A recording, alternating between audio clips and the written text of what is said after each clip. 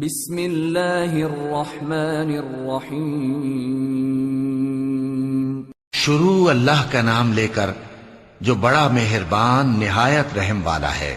بکھیرنے والی ہواؤں کی قسم جو اڑا کر بکھیر دیتی ہیں، پھر پانی کا بوجھ اٹھاتی ہیں، پھر آہستہ آہستہ چلتی ہیں، پھر اس چیز کو یعنی بارش کو تقسیم کرتی ہیں کہ جو وعدہ تم سے کیا جاتا ہے وہ یقیناً سچا ہے، اور انصاف کا دن ضرور واقع ہوگا۔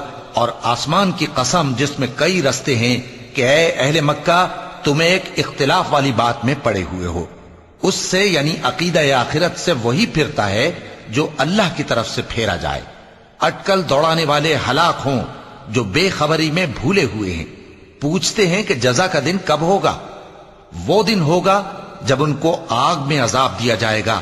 اب اپنی شرارت کا مزہ چکھو، یہ وہی ہے جس کے لیے تم جلدی مچایا کرتے تھے۔ بے شک پرہیزگار بہشتوں اور چشموں میں ہوں گے، اور جو جو نعمتیں ان کا پروردگار انہیں دیتا ہوگا انہیں لے رہے ہوں گے۔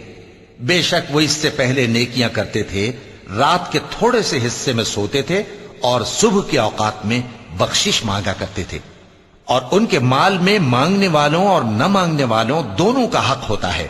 اور یقین کرنے والوں کے لیے زمین میں بہت سی نشانیاں ہیں اور خود تمہاری جانوں میں، تو کیا تم دیکھتے نہیں؟ اور تمہارا رزق اور جس چیز کا تم سے وعدہ کیا جاتا ہے آسمان میں ہے، تو آسمان اور زمین کے مالک کی قسم یہ اسی طرح قابل یقین ہے جس طرح تم بات کرتے ہو۔ اے نبی، کیا تمہارے پاس ابراہیم کے معزز مہمانوں کی خبر پہنچی ہے؟ جب وہ ان کے پاس آئے تو سلام کہا، انہوں نے بھی جواب میں سلام کہا۔ دیکھا تو ایسے لوگ کہ نہ جان نہ پہچان۔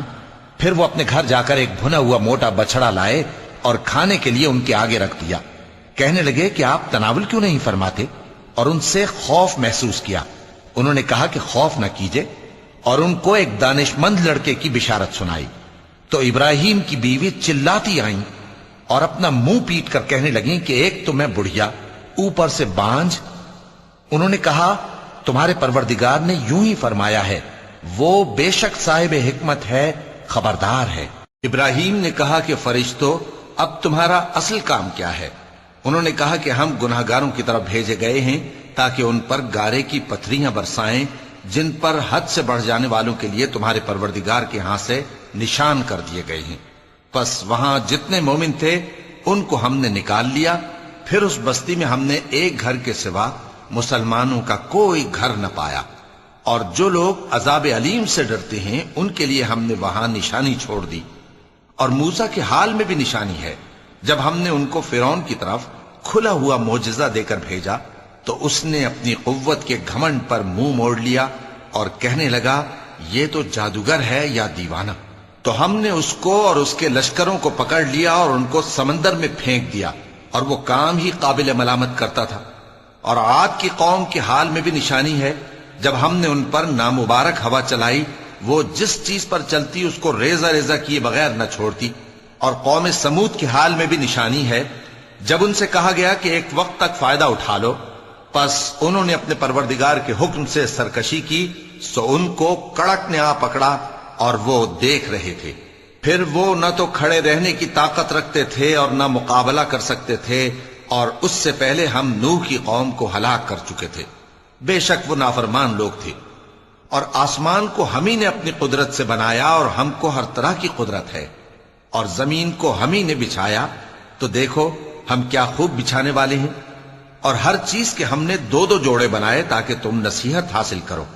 تو تم لوگ اللہ کی طرف دوڑ چلو، میں اس کی طرف سے تم کو صاف صاف خبردار کرنے والا ہوں۔ اور اللہ کے ساتھ کسی اور کو معبود نہ بناؤ، میں اس کی طرف سے تم کو صاف صاف خبردار کرنے والا ہوں۔ اسی طرح ان سے پہلے لوگوں کے پاس بھی جو پیغمبر آتا تو وہ بھی اس کو جادوگر یا دیوانہ کہتے۔ کیا یہ لوگ ایک دوسرے کو اسی بات کی وصیت کر مرے ہیں؟ نہیں، بلکہ یہ شریر لوگ ہیں۔ تو اے نبی ان سے منہ موڑ لو، تم کو ہماری طرف سے ملامت نہ ہوگی، اور نصیحت کرتے رہو کہ نصیحت مومنوں کو نفع دیتی ہے۔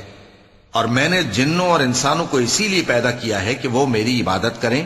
میں ان سے رزق تو نہیں مانگتا، اور نہ یہ چاہتا ہوں کہ وہ مجھے کھانا کھلائیں۔ اللہ ہی تو سب کو رزق دینے والا ہے، زور آور ہے، مضبوط ہے۔ سو کچھ شک نہیں کہ ان ظالموں کے لیے بھی عذاب کی نوبت مقرر ہے، جس طرح ان کے ساتھیوں کی نوبت تھی۔ تو ان کو مجھ سے عذاب جلدی نہیں طلب کرنا چاہیے، پھر جس دن کا ان کافروں سے وعدہ کیا جاتا ہے اس سے ان کے لیے خرابی ہے۔ صدق اللہ العظیم۔